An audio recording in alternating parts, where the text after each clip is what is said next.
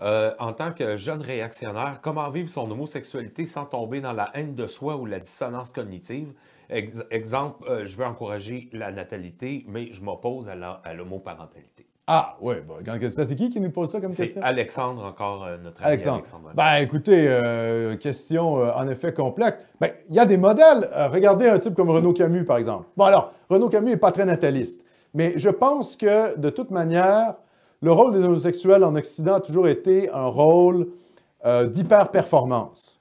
C'est-à-dire un rôle où ils sont cantonnés dans les aspects les plus performatifs. C'est pour ça qu'on retrouve finalement des homosexuels extrêmement performants en art, notamment, que ce soit même dans la musique, peu importe, dans à peu près tous les domaines.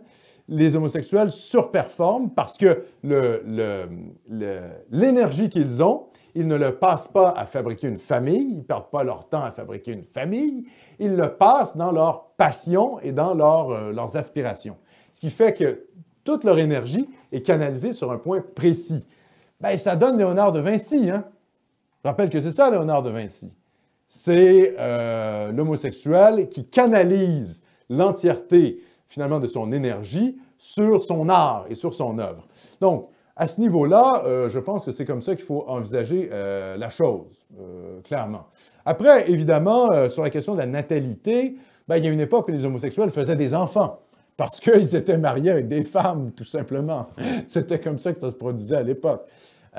Évidemment, aujourd'hui, vu que le contexte conservateur a explosé, ça ne peut plus être le cas. Mais on sait bien, il y a beaucoup d'homosexuels dans le milieu nationaliste qui sont, comment je dirais, qui sont assez en désaccord avec le lobby LGBT, avec les revendications communautaristes LGBT, et qui se sentent beaucoup plus proches de la communauté nationale que de la communauté, entre guillemets, des lobbies LGBT qui souvent sont, plus souvent qu'autrement, des sortes d'immigrationnistes déchaînés.